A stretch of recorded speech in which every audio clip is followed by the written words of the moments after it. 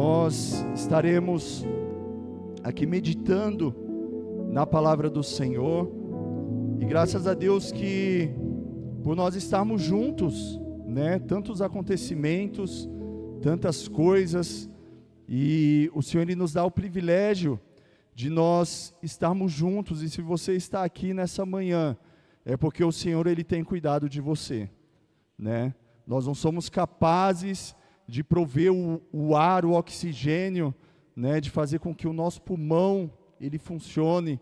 Tudo isso vem do Senhor, e nós devemos reconhecer, nós devemos ter a compreensão de que Deus Ele supre todas as nossas necessidades, né? Se nós estamos respirando, se nós temos o fôlego de vida, é porque o Senhor Ele supriu uma necessidade nossa, né, do nosso corpo, para nos manter vivos. E todos nós temos necessidades físicas, necessidades emocionais, né? Todos nós precisamos do Senhor, todos nós temos a necessidade espiritual também, e só o Senhor Ele é capaz de suprir todas essas necessidades. Nós vemos pessoas que ganham um mundo, né? Mas são pessoas vazias, são pessoas que não são completas, justamente porque falta essa parcela. E de repente você não ganhou o mundo, mas você é completo, porque o Senhor está em nós, porque o Senhor Ele nos supre. E meditando sobre essa questão, o Senhor Ele me trouxe essa ministração, e eu gostaria de compartilhar com os irmãos nessa manhã. E o tema da ministração é justamente esse: Deus supre. Deus supre. Nós louvamos nessa manhã que nós não vamos nos preocupar com as coisas daqui, né? É inevitável que a preocupação ela venha à nossa mente, que nós venhamos estar ansiosos pelas coisas que irão acontecer, mas isso não deve tomar o nosso coração. Hoje nós vivemos um contexto em que há muita doença emocional, né, justamente pela ansiedade, pelo anseio. O que vai acontecer amanhã? O que vai ser de mim? O que eu vou ter amanhã, né, para me sustentar, para dar o sustento à minha família? E quando nós colocamos isso em primeiro lugar, isso nos traz uma doença emocional, né, isso nos traz uma ansiedade, mas nós devemos ter a confiança e a certeza de que Deus Ele supre, né? Nós nos preocupamos sim com amanhã, mas isso não deve tomar o nosso coração, isso não deve tomar a nossa mente. Nós precisamos entender que o nosso Deus, Ele supre todas as coisas. E eu te convido a abrir a sua Bíblia em 1 Reis, no capítulo 17, livro de 1 Reis.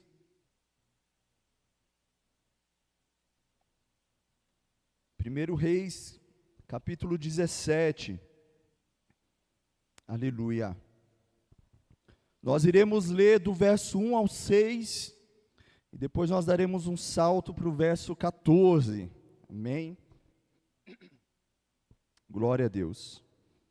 Diz assim: Ora, Elias de Tisbe, em Gileade, disse a Acabe: Juro pelo nome do Senhor, o Deus de Israel, a quem sirvo, que não cairá orvalho nem chuva nos anos seguintes, exceto mediante a minha palavra. Depois disso, a palavra do Senhor veio a Elias: Saia daqui, vá para o leste e esconda-se perto do riacho de Queribe, a leste do Jordão. Você beberá do riacho, e dei ordem aos corvos para o alimentarem lá. E ele fez o que o Senhor lhe tinha dito. Foi para o riacho de Queribe, a leste do Jordão, e ficou lá. Os corvos lhe traziam pão e carne de manhã e de tarde, e ele bebia a água do riacho. Agora o verso 14. Pois assim diz o Senhor, o Deus de Israel: a farinha da vasilha não se acabará, e o azeite da botija não se secará até o dia em que o Senhor fizer chover sobre a terra. Ela foi e fez conforme Elias lhe dissera. E aconteceu que a comida durou muito tempo para Elias e para a mulher e a sua família. pois a farinha da vasilha não se acabou e o azeite na botija não se secou, conforme a palavra do Senhor proferida por Elias. Glória a Deus. Queridos, esse texto que nós lemos é um texto justamente que nos mostra a provisão de Deus, nos mostra a dependência por Deus. Para nós precisamos entender que Deus ele irá agir em cima das nossas atitudes. Nós precisamos ter atitudes. Deus ele vai te abençoar, não é simplesmente porque alguém declarou a bênção do Senhor sobre a sua vida. Não, nós precisamos receber sim as bênçãos do Senhor, mas nós devemos ter uma vida de retidão, uma vida de temor diante do nosso Deus. E nessa manhã eu gostaria de meditar com você sobre algumas atitudes de Elias que nós podemos ver aqui nesse texto, justamente que trouxe a bênção do Senhor, trouxe a provisão do Senhor sobre a vida dele. Elias ele viveu em tempos de muitas crises, né? E hoje também nós vivemos atualmente em tempos de crises, né? Nós temos crise política, né? Nós vivemos um contexto de crise política, nós vivemos um contexto de guerras, né? Recentemente Rússia contra a Ucrânia, depois a Palestina contra Israel, né? Uma série de guerras, uma série de crises que tem acontecido nos nossos dias atuais. Recentemente nós saímos de um contexto também de pandemia, né? Quem poderia imaginar que nós passaríamos por uma pandemia, né? Uma crise humanitária, uma crise de saúde que afetou todo mundo, né? Algo imprevisível, mas uma crise que nós enfrentamos também. E temos também o contexto espiritual, né? Nós vivemos sim um momento de crise espiritual também, né? Onde muitas vezes Jesus ele é tirado do centro, né? E o ego humano ele tem sido colocado ali no centro e forçado para que o contexto espiritual, o contexto religioso, ele aconteça, e tudo isso contribui para os últimos dias, né? As palavras do Senhor, ela já diz que nos últimos dias haveriam guerras, haveria rumores, né? O coração de muitos esfriariam, né? Por conta da iniquidade. Então esse é o contexto que nós vivemos hoje, e o contexto de crise que Elias também ele viveu ali na sua época. E Elias ele viveu um tempo onde vários reis haviam justamente afastado o povo da presença de Deus, né? Após 120 anos de monarquia, então 40 anos do reinado do rei Saul, depois mais 40 anos do reinado do rei Davi, mais 40 anos do reinado do rei Salomão, e o povo pede ali justamente o rei para Deus, mas não era a vontade de Deus, e Deus concede, vem a consequência, né? E o reino ele se divide em dois. Então o reino do sul, cuja capital continua sendo Jerusalém, o reino do norte, também com as outras 10 tribos, que passou a ser a capital Samaria. E Acabe ele foi um dos reis, que é relatado aqui em 1 Reis 16:30, que diz: Acabe, filho de Ourim, fez o que o Senhor reprova, mais do que qualquer outro antes dele. Então aqui nós vemos já uma descrição de quem era Acabe, né? De como era o reinado de Acabe. E justamente ele fez várias coisas que Deus reprovava, e isso trouxe a condenação sobre o reinado dele. E se não bastasse, né, Acabe, ele era casado com Jezabel. Jezabel aqui provavelmente todos já ouviram falar sobre a fama de Jezabel, né? Então era justamente a tampa e a panela, ali eles se completavam, era um casal, realmente um casal destruidor, né? Um casal que ia justamente contra os princípios do Senhor. Ambos não temiam a Deus, pelo contrário, né? Eles começaram a construir altares a Baal, e justamente atribuir a Baal toda a riqueza, né? Toda a riqueza que havia ali naquele reino, toda a plantação, né? Tudo o que eles colhiam, toda a prosperidade, eles atribuíam justamente a Baal. E com isso, eles provocam a ira de Deus. E Deus, ele envia Elias justamente para dar esse recado, ao rei Acabe. Interessante que no verso 1, capítulo 17, é a primeira vez em que a Bíblia ela registra, né, a história de Elias.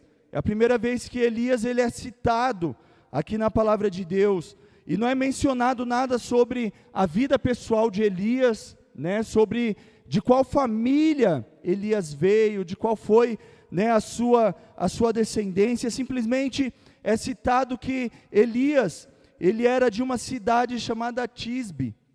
Mas não é preciso nós irmos muito a fundo na história de Elias para nós compreendermos que Elias, ele era um profeta que ele tinha intimidade com Deus. Elias, ele tinha uma vida com Deus. O ministério de Elias, ele começa no anonimato, né? Mas ele finaliza justamente, Elias, ele não provou a morte, né? Elias, ele ascendeu aos céus. Tamanha era a intimidade de Elias com o nosso Deus. Meu irmão, minha irmã, Deus, ele te chamou não é pelo seu passado, Deus, ele te chamou não é pela sua história, não é pela família que você veio.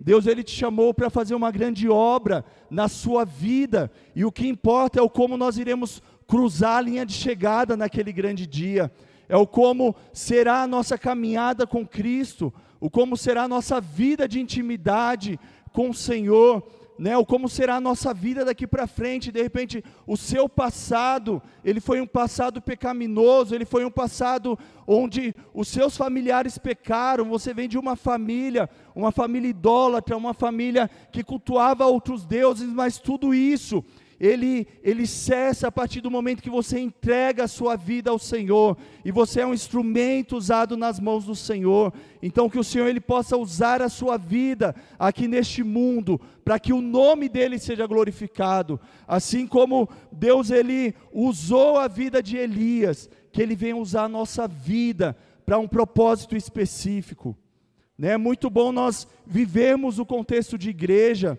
é muito bom nós estarmos unidos como igreja do Senhor, esperando a volta do Senhor, mas o Senhor nos chamou também para algo específico, que nós possamos buscar no Senhor, que nós possamos viver no Senhor os propósitos que Ele tem para a nossa vida, que Deus ele nos ajude a perseverarmos até o fim, até o grande dia em que o Senhor irá chamar o nosso nome. E a primeira citação de Elias é ele justamente indo entregar uma mensagem ao rei Acabe, mas essa mensagem ela não era uma mensagem de bênção, ela não era uma mensagem de prosperidade, era uma mensagem justamente sobre tempos difíceis que viriam, né? E como é fácil nós sermos usados pelo Senhor para nós entregarmos boas palavras, né? Quando o Senhor vai lá e fala para tal pessoa que eu vou abençoar, que eu vou abrir uma porta de emprego, e que os celeiros eles serão fartos, né? Uma bênção, né? Nós gostamos de ser usados assim pelo Senhor. Nós falamos: Senhor, me usa para 10 pessoas, né? Agora o Senhor ele pode nos usar também para algo difícil, e nós somos instrumentos nas mãos do Senhor.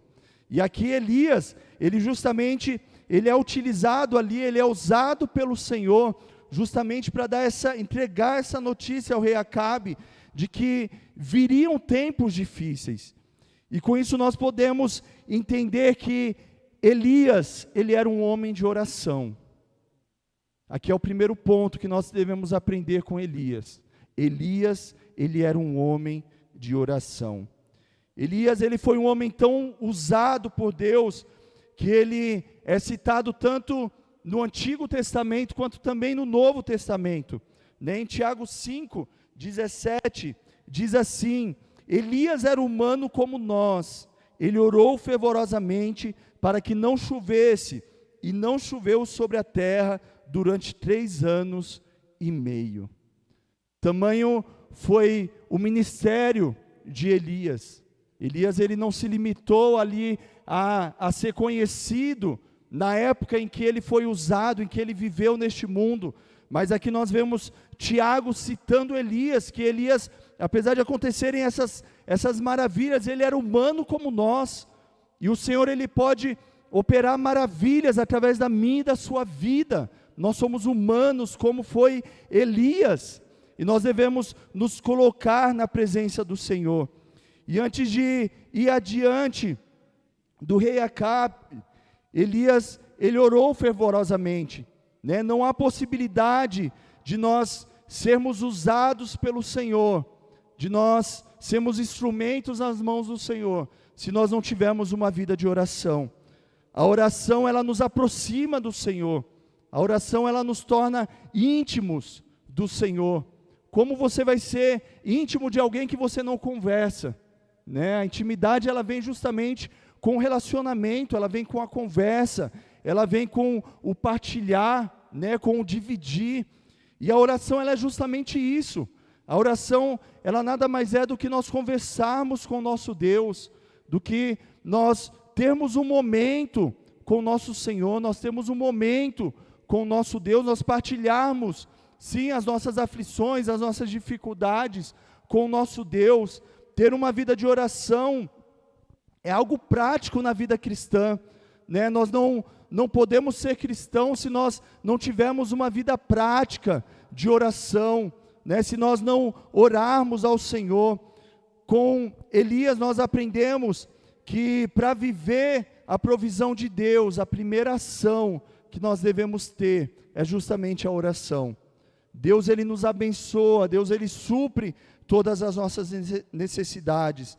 O nosso problema é que muitas vezes nós queremos agir, né, e nós utilizamos a oração simplesmente como um mecanismo de corrigir os nossos erros, né? Quantos erros nós cometemos justamente por não perguntarmos para Deus qual é a vontade dEle, justamente por não apresentarmos a Deus, colocarmos a nossa vida diante do Senhor, para que Ele venha nos conduzir. Quando nós temos uma vida de oração, nós vivemos na direção do Senhor, nós agimos conforme a vontade do nosso Deus. E o segundo ponto que nós devemos aprender aqui com Elias, é que Elias ele foi obediente a Deus, a obediência a Deus. De nada adianta ter uma vida de oração, se nós não tivermos uma vida de obediência, né? Algo que tem que caminhar junto na nossa vida cristã. Temos uma vida de oração, temos uma vida de obediência ao nosso Deus. Elias ele poderia se sentir incapaz de fazer aquilo que Deus estava pedindo para ele fazer, mas diante da sua obediência, Deus o capacitou. Deus ele nos capacita a partir do momento que nós somos obedientes à palavra dele. A partir do momento que nós atendemos aquilo que o Senhor ele tem pedido para que nós venhamos fazer. Se Deus ele está te pedindo para fazer algo, não olha para o tamanho da dificuldade, mas olha para o tamanho do seu Deus. O nosso Deus ele é grande, o nosso Deus ele é poderoso, o nosso Deus ele pode todas as coisas, né? A gente costuma brincar não, é uma verdade, né? Que há atitudes que você coloca o pé e Deus vai colocando no chão, e você vai caminhando, né? Justamente uma vida de fé, né? Justamente uma vida na dispensação do nosso Deus. Nós gostamos de ter as coisas tudo muito estruturadas na nossa mente, né? Saber como o nosso dia ele irá iniciar e como ele irá finalizar, mas a nossa vida com Deus ela é uma vida de surpresas, né? O Senhor ele nos surpreende a todo momento, e a todo momento você tem que estar disposto a colocar o seu pé, e o Senhor ele vai colocando no chão. O Senhor ele vai te dando a direção, o Senhor ele vai te mostrando o caminho. Nem sempre vai ser um caminho fácil, né? Você vai olhar, você vai falar, Senhor, se eu colocar o meu pé aqui é tão difícil, mas o Senhor ele te chama a colocar o pé, e Ele coloca o chão, e Ele vai te direcionando, e Ele vai cumprindo a vontade dEle nas nossas vidas. Deus poderia simplesmente fazer com que parasse de chover, né? Deus ele pode todas as coisas. Ele poderia simplesmente fazer com que a vontade dEle acontecesse, mas nós somos instrumentos nas mãos do Senhor, queridos, isso é um privilégio para a nossa vida. Nós sabemos que nós somos usados pelo nosso Deus, e nós não devemos ter medo de ser usado por Deus. Eu vou testemunhar aqui porque já aconteceu comigo. Muitas vezes o Senhor, Ele manda você fazer algo, e você se encovarda, você fala, não Senhor, isso deve ser coisa da minha cabeça. E Deus vai lá, levanta outra pessoa, e faz justamente aquilo que era para você ter feito. A vontade de Deus, ela é soberana. Nós somos instrumentos nas mãos do Senhor. Queridos, isso é um privilégio para nós. É um privilégio para nós sermos usados pelo nosso Deus. Deus, Ele quer nos usar, não para estarmos em lugares de destaque, mas Ele quer nos usar para que a vontade dEle venha prevalecer. A nossa natureza, ela quer muitas vezes estar em lugar de destaque, a nossa natureza, ela quer estar justamente em lugares, né, onde sejam visíveis, mas muitas vezes o Senhor, Ele vai nos usar ali no algo secreto, né, e Ele vai nos usar grandiosamente. Então que nós possamos estar dispostos a nos colocarmos à disposição do Senhor aonde Ele quer nos usar, né? Seja em um lugar de destaque, seja em um lugar onde ninguém está vendo, mas você é um instrumento usado nas mãos do Senhor.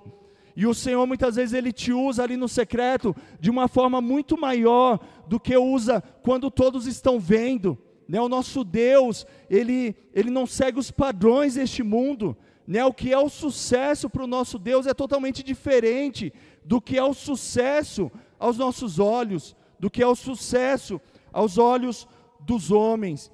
E após Elias entregar a mensagem ao rei Acabe, a palavra do Senhor, ela volta a Elias e diz para que ele saísse dali e ele fosse para perto do riacho de Queribe, e que ali ele beberia da água do riacho, e seria alimentado de pão e carne. Queridos, e não era simplesmente ser alimentado de pão e carne, ele seria servido, e ali ele foi servido por corvos. Queridos, o nosso Deus, Ele tem um jeito de trabalhar, nós não entendemos a maneira que o nosso Deus trabalha. A provisão, ela vai vir nas coisas pequenas, né? O que é a água, né, no nosso dia a dia, é algo tão do nosso dia a dia, que muitas vezes nós não damos o devido valor. Quando nós passamos 2, 3 dias sem água, nós valorizamos extremamente a água, e a água é um item totalmente necessário, né, mas é um item tão acessível para nós, né, ali no filtro da sua casa, você está com sede, você vai lá, você pega a água, né, você está com calor depois de um dia de trabalho, né, você precisa descansar, você chega na sua casa, você abre o chuveiro, tem uma água ali quentinha, né, para você tomar banho. Isso é tão do nosso dia a dia, e quantas vezes nós não estamos agradecendo ao Senhor pela provisão que Ele tem nos dado, né? Nós queremos muitas vezes tomar café, mas nós não somos gratos ao Senhor pela água, e como o café está caro, né? Café cada vez mais a gente tem tomado menos, mas a água é algo essencial, e nós somos gratos ao Senhor, né? Como é gostoso, né, um café com leite e um pãozinho com manteiga, né? E muitas vezes nós queremos aquele banquete de café da manhã. Não, vamos ser gratos ao Senhor por tudo aquilo que Ele tem nos dado. Vamos ser gratos ao Senhor pelo alimento de cada dia. Vamos ser gratos ao Senhor porque nós temos a água que nos hidrata, a água que nos mantém vivo. Vamos ser gratos ao Senhor porque nós temos a eletricidade, né, na nossa casa. Nós temos todos os recursos que fazem parte do nosso dia a dia, e muitas vezes nós não entendemos que isso é a provisão do Senhor. O Senhor, Ele tem nos abençoado, o Senhor, Ele tem nos abençoado com arroz e o feijão, com o ovo, né, que é tão gostoso, com um pouquinho de sal. Tudo isso é provisão do nosso Deus, tudo isso é provisão do Senhor. Mas para isso nós devemos seguir os passos de Elias. Nós devemos entender que, como cristãos, nós precisamos ter uma vida de oração, nós precisamos ter uma vida de obediência, ao nosso Deus. E o último ponto que eu gostaria que nós viéssemos refletir sobre a vida de Elias, é justamente que Elias, ele confiou em Deus em todo momento. Diante das adversidades, diante das dificuldades, Elias, ele confiou no Senhor. A partir do verso 7 de 1 Reis, diz que algum tempo depois o riacho de Queripe, ele secou, devido à falta da chuva, e o Senhor foi até Elias, dizendo para que ele fosse justamente ali para Serepta, pois o Senhor havia ordenado uma viúva que lhe desse comida. Queridos, aqui é importante nós destacarmos, o contexto, um pouquinho do contexto histórico, do contexto cultural da viúva ali naquela época. Aqui a ordem do Senhor foi para que Elias ele fosse até Serepta, e ali ele encontraria uma viúva que o ajudasse. Queridos, a viúva naquela época, ela vivia em total vulnerabilidade. Diferente dos dias de hoje, naquela época a mulher ela não tinha um sustento, a mulher ela não trabalhava, toda a renda, todo o sustento da família vinha justamente 100% ali do trabalho do homem. E quando o homem ele morria, quando ele falecia, a viúva ela ficava totalmente exposta na sociedade. Muitas vezes ela vivia em extrema pobreza juntamente com seus filhos, sobrevivia ali de esmolas, de doações. E para Elias, na condição humana, pode ter sido um pouco difícil ter ouvido, você vai encontrar uma viúva e essa viúva ela vai te alimentar. Mas Deus ele tinha um propósito para levar a provisão não apenas para Elias, mas ele tinha também algo para fazer ali na vida daquela viúva. Através da nossa vida de oração, através da nossa vida de obediência ao nosso Deus, através da nossa vida de confiança no nosso Deus, na palavra do Senhor, nós receberemos bênçãos do Senhor, mas aqueles que estão ao nosso redor também receberão as bênçãos. Aqueles que estão ao nosso redor também verão o poder do nosso Deus, verão quem é o Deus que nós servimos.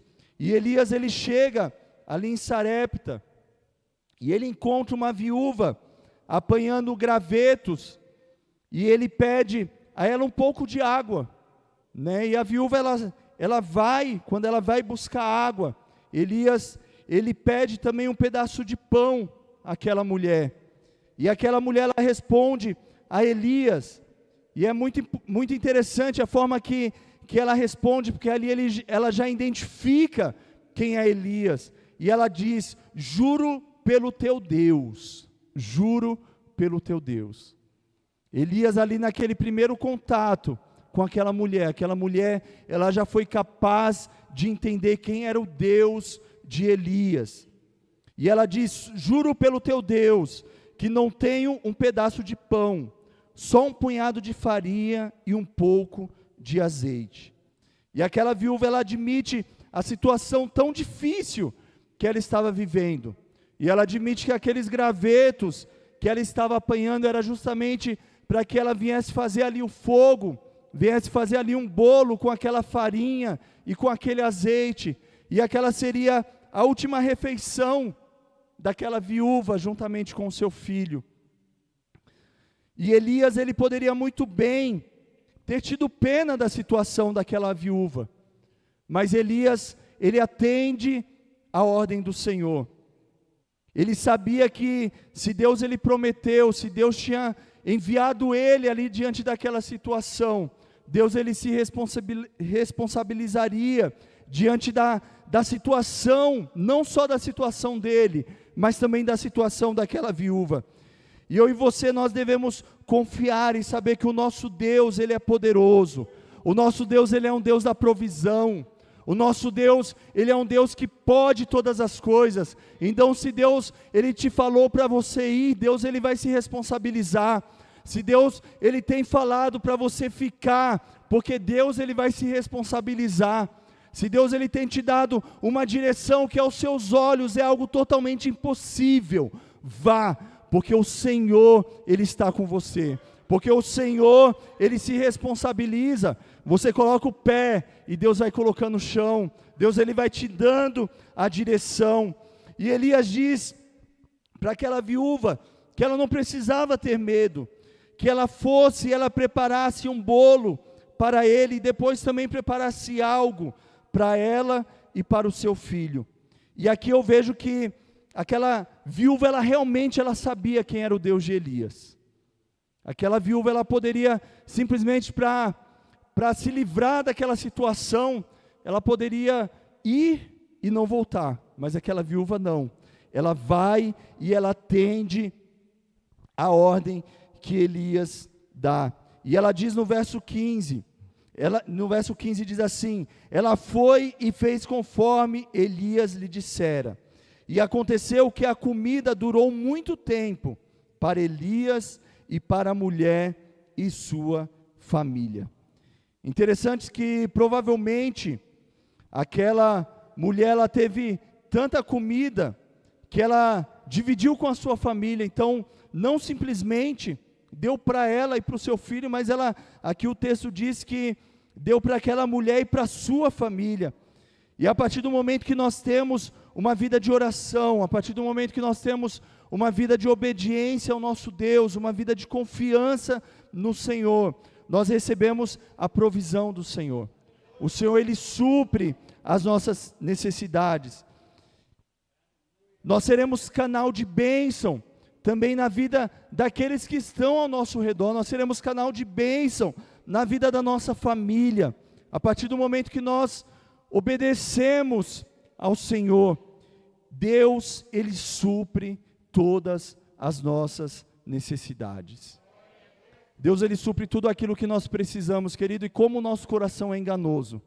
Às vezes nós pensamos que nós precisamos de algo, e o Senhor, Ele supre de uma forma totalmente diferente. Nós vemos que o agir do Senhor, Ele é perfeito. O caminho que o Senhor, Ele nos direciona, Ele é perfeito. O nosso caminho, o nosso entendimento, muitas vezes Ele nos leva à queda, Ele nos leva à perdição, mas a partir do momento que nós trilhamos o caminho de oração, o caminho de obediência, o caminho de confiança no nosso Deus, nós sabemos que o Senhor, Ele irá suprir todas as nossas necessidades.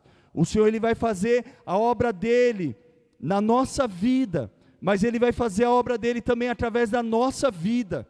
Ele vai nos usar como instrumento para que o nome dEle seja engrandecido, para que o poder dEle seja visto por aqueles que estão ao nosso redor, que não se limite só em nós, mas que no nosso ambiente de trabalho, no nosso ambiente familiar, que seja ali na nossa vizinhança, onde nós residimos, que a glória do Senhor, ela seja manifesta, porque nós estamos ali naquele lugar, porque nós somos instrumentos nas mãos do Senhor, e o Senhor, Ele faz infinitamente mais do que aquilo que nós pensamos. Nós somos, da nossa natureza, nós somos egoístas, né? Aquela viúva, ela estava fazendo ali justamente o último bolo para ela e para o seu filho, para que eles viessem morrer, mas aqui nós temos uma lição do partilhar, nós temos uma lição sobre como é o Evangelho de Cristo. O Evangelho de Cristo não é sobre nós, o Evangelho de Cristo é sobre Ele. O Evangelho de Cristo é sobre nós sairmos da posição de nós só obtermos bênçãos, mas nós sermos instrumentos de bênção nos dias em que nós vivemos neste mundo. Nós sermos instrumentos de bênção do Senhor onde nós estivermos. Que o nome do Senhor, Ele seja glorificado. Eu te convido, por gentileza, a se colocar em pé. Glória a Deus. Aleluia. Glória a Deus. E eu gostaria que você repetisse comigo uma vida de oração, uma vida de obediência a Deus, uma vida de confiança no Senhor, traz bênção sobre mim e sobre a minha casa. Glória a Deus. Diante dessa palavra, que nessa manhã você possa sair daqui repleto das bênçãos do Senhor. Que as suas ações, elas venham trazer a bênção do Senhor para a sua casa. Que a sua vida diária de oração, que a sua vida de obediência ao Senhor, mesmo naquilo que é tão difícil, mas que nós possamos ser fiéis ao nosso Deus, que nós possamos ter uma vida de obediência, e que nós possamos confiar no Senhor, independente da situação.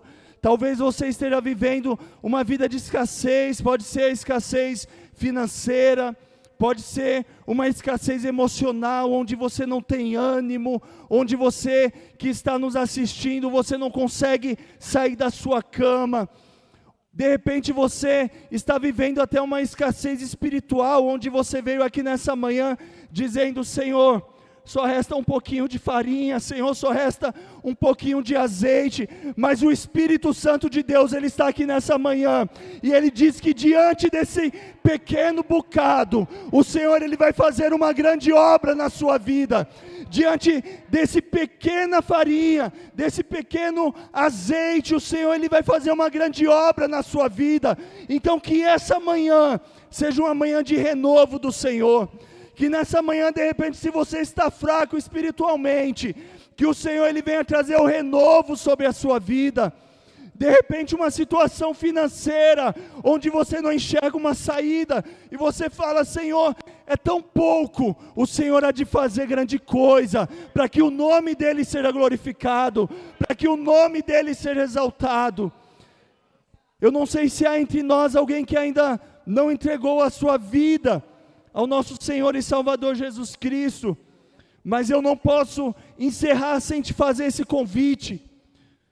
O Deus poderoso de Elias é o mesmo Deus ao qual nós servimos. Ele é um Deus que nos conduz, Ele é um Deus que supre as nossas necessidades. Talvez ao longo da sua vida você viveu uma vida de miséria, e aqui eu não digo só no contexto físico, mas uma vida de miséria emocional, uma vida de miséria espiritual. Mas hoje o Deus de Elias, Ele está aqui, e Ele te convida a você sair deste lugar de escassez, e Ele te convida a dar o primeiro passo, o passo ao encontro dEle, esse passo que vai te trazer a tão necessária água, que vai te trazer o tão necessário alimento. Muitas vezes isso vai vir da onde você menos imagina, mas você vai entender que são instrumentos usados pelo Senhor. Assim como o corvo, um animal, ele foi usado por Deus para alimentar Elias. O nosso Deus, Ele faz de uma forma totalmente diferente daquilo que nós podemos compreender, diferente daquilo que nós podemos imaginar.